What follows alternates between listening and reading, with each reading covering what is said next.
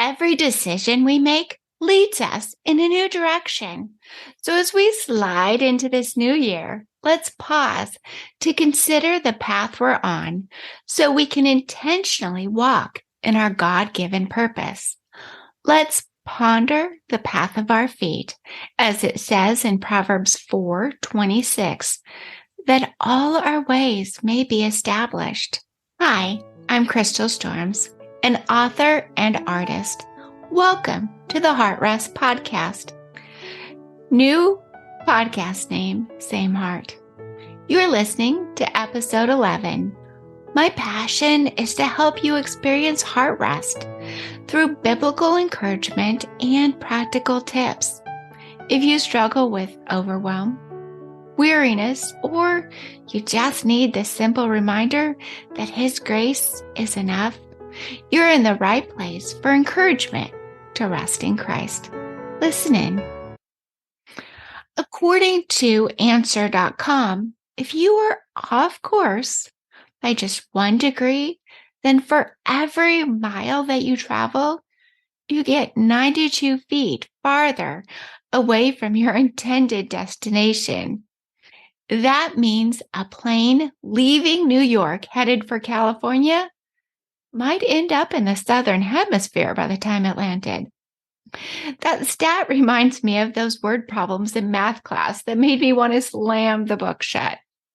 But it demonstrates the importance of evaluating the path marked out, because being a little bit off course can make a big difference. We can walk in our God-given purpose by taking the steps to clarify that purpose. So here are 7 steps to walk in your God-given purpose. 1. Seek God for a vision 5 to 10 years down the road. Bill Gates is quoted as saying, "Most people overestimate what they can do in 1 year and underestimate what they can do in 10 years. So where do you want to be in 3 years, 5 years, 10 years? Proverbs 19:18 says, "Where there is no vision, the people perish. But he that keepeth the law, happy is he." So spend time with God, dreaming and creating a vision for your future. 2. Determine your values. Determining your values will help you choose how to progress toward your goal, what to say yes to, and what to say no to. For example, simplicity of heart is one of my values. So that means my pursuit of Christ will always be my highest goal. I want my life to be Christ-centered, recognizing that everything I do flows from an abiding relationship with Him. Another value of mine is connection. This value comes from my word of the year that I talked about in episode 10. I want to live connected to God, my husband, family, friends, and my purpose. So I invite you to pause to consider your values so you can know what to say yes to, what to say no to, as you walk in your God-given purpose. 3. Break down your vision to where you want to be in 1 year or 90 days. A dream of mine is to write and illustrate children's books. As I break that vision down, a smaller goal would be to be published in a children's magazine. So look at your big vision and consider a stepping stone that would help you reach that bigger goal. 4. Ask yourself, how are you going to get there? And keep asking. I heard David Horsiger talk about this on a YouTube video. You can find the link in the show notes. His advice: keep asking how until you come up with something you can do today or tomorrow. For example, I might read X number of books on writing for children and to submit to X number of children's magazines. But what can I do today or tomorrow? As I break that down, I can write. 5. Determine the habits or routines you need to create to get to your goal. So consider what you can do on a daily, weekly, or monthly basis that will move you toward your bigger vision. Be specific. For example, I will write for an hour a day between the hours of 9:30 to 10:30 a.m. and submit to a publication every Friday. So, what are the habits or routines that you need to create to get to your goal? 6. Create a stop doing or pause list. We know we may be able to do all the things, but we can't do them all at the same time. So what will you let go of so you can add something new? And I specify pause because some things you may only release for a season. But in order to live out our values while pursuing our goals, we may need to release some things. One thing I did was to limit the social media apps that I would engage with and post on in this season, creating a schedule for each one.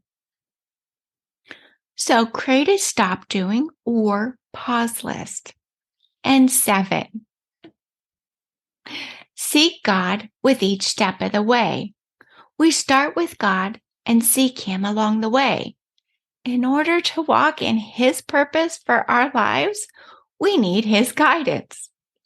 Then, when setbacks and detours happen because, life, we have the assurance of knowing He is with us and leading us. That was quite a few steps to walking in your God-given purpose.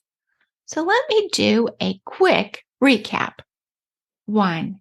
Seek God for a vision 5 to 10 years down the road. 2. Determine your values. 3. Break down the vision to where you want to be in 1 year or 90 days. 4. Ask, how are you going to get there? And keep asking. 5. Determine the routines you need to create to get to your goal. 6. Create a stop doing or pause list. And 7. Seek God with each step of the way. There you have it, the 7 steps to walking in your God-given purpose. Each episode, I want to offer you a question to journal about or simply contemplate. Now, since I offered quite a few questions in this episode, let me highlight the first 2. Where do you want to be in 3, 5, 10 years? What are the values that determine your decisions? Thank you for listening to episode 11 of the Heart Rest podcast. I hope this simple encouragement of 7 steps to walk in your God-given purpose can help you cultivate a rhythm of rest. Because while it's true that life is complicated, our hearts find rest when we keep first things first and release the rest. As always, you can find me online at crystalstorms.me, where you can also find a blog post of this and every episode. Instagram is where I hang out the most. Find me at crystal_storms. I would love to see you there. To help you move forward in your God-given purpose, I want to offer you the Close to His Heart 2023 calendar I created. You can find this resource and more in the Close to His Heart Community Library. Sign up at crystalstorms.me to get your free printable wall calendar and more as gifts from my heart to yours. And as we close, I want to leave you with a quote from C.S. Lewis from his book, Mere Christianity.